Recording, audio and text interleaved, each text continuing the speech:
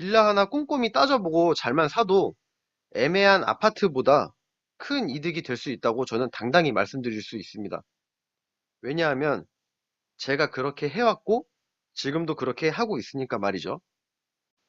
결국 이 얘기는 나의 보유 자산, 우리 가족이 융통할 수 있는 보유 현금을 정확히 파악하고 그 돈으로 구입할 수 있는 투자처, 미래가 밝고 집값 상승이 점쳐져 있는 곳의 물건을 찾아서 투자하는 것이 제일 중요한 핵심입니다. 내가 거주할 집을 한 채 사는 것도 투자입니다. 당연히 부동산을 여러 채 사는 것도 투자인 거고요. 그런데 이 투자자에게 꼭 필요한 요소가 있습니다. 뭐 물론 없어도 투자는 할 수 있겠지만 이 요소가 많은 사람과 부족한 사람은 투자의 결과물이 천지 차이로 벌어집니다. 바로 유연성과 다양성입니다. 어떤 문제나 현상을 꿰뚫고 유연하게 대처할 수 있는 유연성과 몇몇 가지밖에 생각 못하는, 즉 좁고 닫힌 생각과 시야를 열어야 하는 다양성이 있어야 합니다. 한마디로 똥도 약으로 볼 줄 아는 안목이 있어야 하는 거죠. 단점을 장점으로 보는 눈을 길러야 합니다. 어떤 한 가지 물체나 현상을 보더라도 이 유연성과 다양성이 부족한 사람들은 그것의 한 가지나 뭐 두 가지만을 생각해낼 때 투자자는 여러 가지 다양한 생각을 할 수 있어야 합니다. 실제 있었던 저의 사례로 한번 예를 들어볼게요. 수년 전 부동산 경매법원에 빌라 물건이 하나 올라왔습니다. 가장 먼저 제 눈에 들어온 것은 이 물건이 세 번이나 유찰이 됐다는 거였습니다. 세 번이나 유찰이 됐으면 정말 저렴한 금액에 낙찰을 받을 수 있는 기회였던 거죠. 예를 들어 감정 가격이 1억짜리 물건이었으면 3,400만 원부터 해당 물건을 가져갈 수가 있었던 거예요. 하지만 당연히 어떤 안 좋은 이유가 있었기에 세 번씩이나 유찰이 됐었겠죠? 해당 물건의 사진을 보고 단번에 알 수가 있었습니다. 세 번씩이나 유찰됐던 가장 큰 이유는 해당 빌라 물건은 집안 내부가 심한 화재로 불에 다 타서 거의 80% 이상이 전소됐었습니다. 저는 궁금했었어요. 너무 보고 싶었죠? 새로운 경험이 되겠다고 생각했습니다.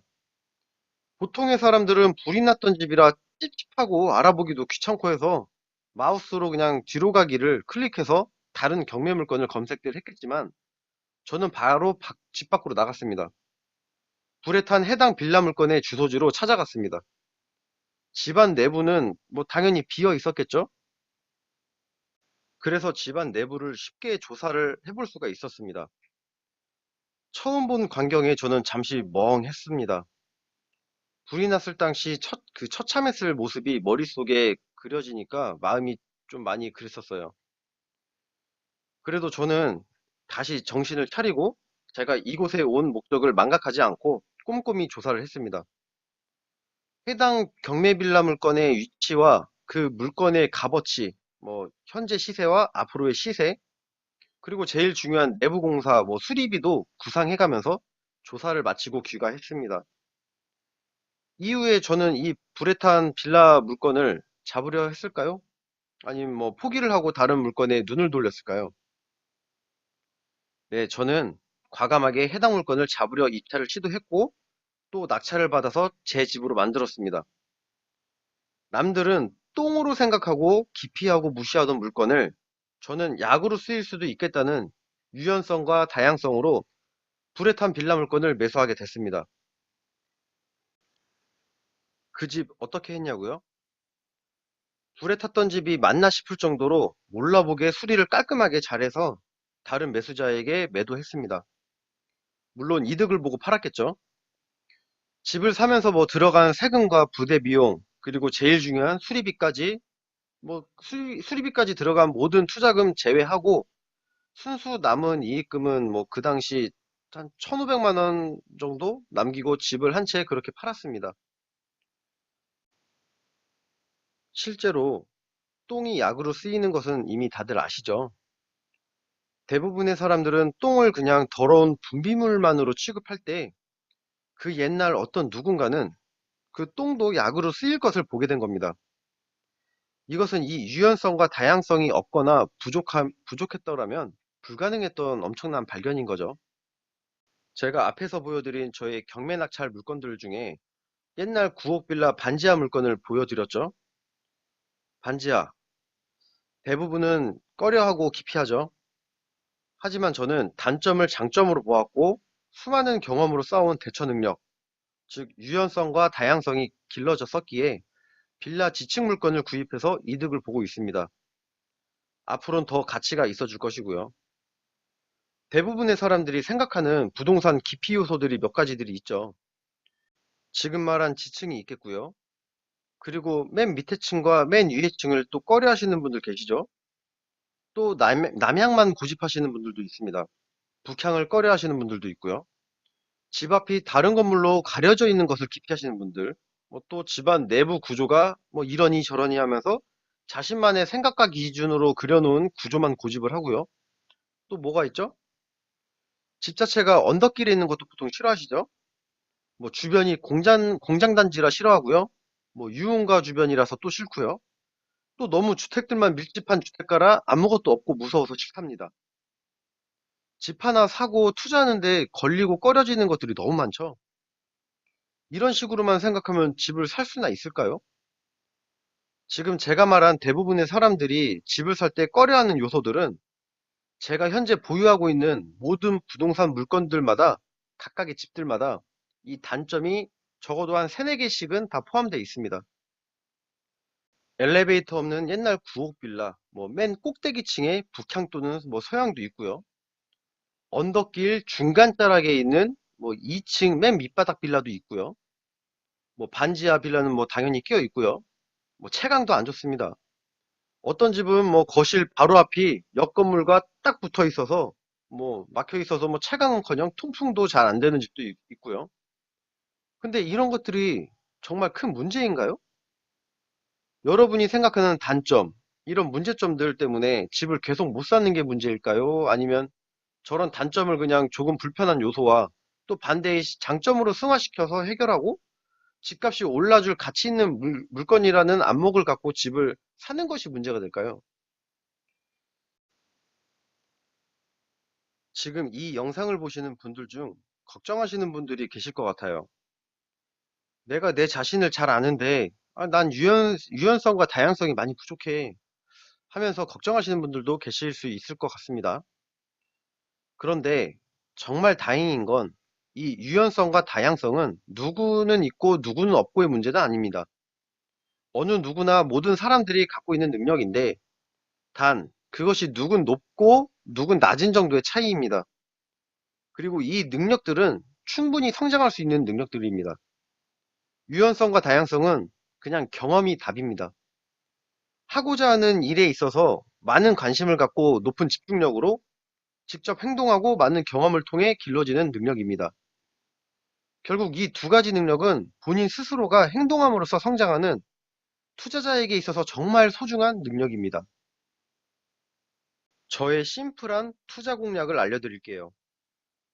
투자에 있어서 이렇게까지 심플해지기까지는 제가 직접 행동해서 수많은 경험을 쌓고 키워온 저만의 유연성과 다양성 때문에 이렇게 심플해질 수가 있었습니다.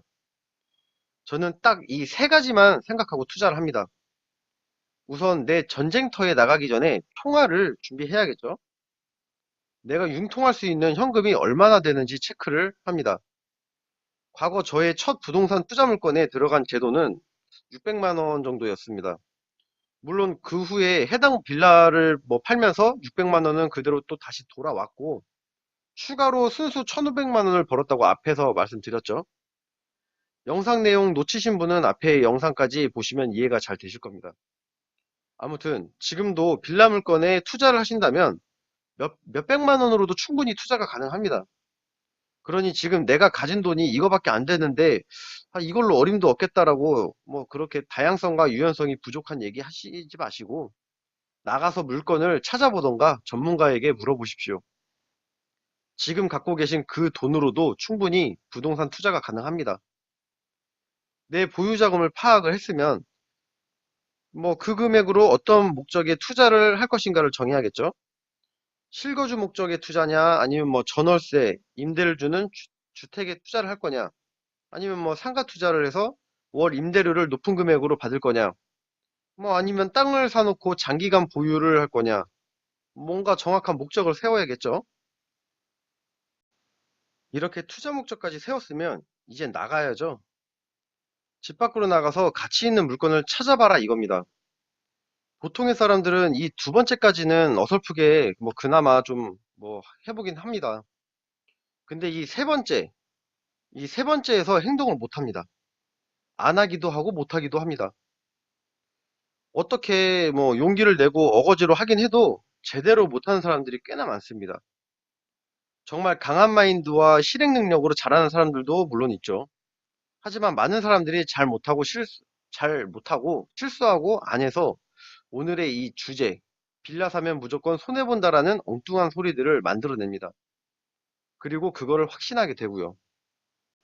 이제 이번 영상의 주제에 대해서 마무리를 짓자면 지금까지 계속 있었고 현재도 있고 앞으로도 계속 있을 겁니다.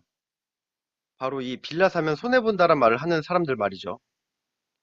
우선 저는 이렇습니다. 그런 말을 하는 사람들을 볼 때마다 제가 드는 생각과 느끼는 심정은 마치 학생이 선생님한테 투정, 뭐 또는 용기를 얻고 싶은, 뭐 날 좀 긍정적으로 할 수 있다라는 생각이 들게끔 해주세요. 뭐 이러면서 뭔가를 갈구하는 그런 심정으로 물어보고 얘기하는 거와 비슷하다고 생각이 듭니다. 선생님, 저 가고 싶은 대학교가 있는데 떨어지면 어쩌죠? 학생이 만약 선생님에게 이렇게 말을 했다 쳐보면, 만약에 여러분이 선생님이라고 하면 어떤 생각이 들고 어떤 말을 해주고 싶으신가요? 저는 이렇습니다. 선생인 나는 이미 대학교도 다 거쳤고 대학원까지 거쳐온 사람으로서 내 제자 학생인 너에게 해줄 말은 이것밖에 없구나. 네가 걱정이 되고 용기가 안 생길 수 있는 심정은 충분히 이해한다. 그치만 너가 하는 만큼, 너가 열심히 공부하고 행동하는 만큼 꼭 그만한 좋은 결과가 생길 것이다. 그런 좋은 결과가 생길 수 있게 이 선생님이 옆에서 같이 많이 가르쳐주고 도와줄게. 그러니 우리 힘내서 꼭 좋은 대학교에 들어갈 수 있게 노력하자. 그 학생에게 이렇게 말해주고 싶을 것 같습니다. 이 얘기는 빌라 사서 손해보면 어쩌나? 왠지 그럴 것 같아. 라고 말하는 사람들에게 똑같이 할 수 있는 말이 되겠네요. 옆에서 좋은 빌라를 사서 이득을 볼 수 있게 제가 도와드리고 조언해주겠다고 말이죠. 이 영상을 찍게 된 이유, 그 근본적인 목적은 별거 없습니다. 부동산 투자를 해오면서 수많은 사람들을 만나와 봤습니다. 그러면서 제가 제일 크게 안타깝게 느꼈던 것은 오늘의 주제 같은 이 빌라 사면 무조건 손해본다. 무조건 집값 떨어진다.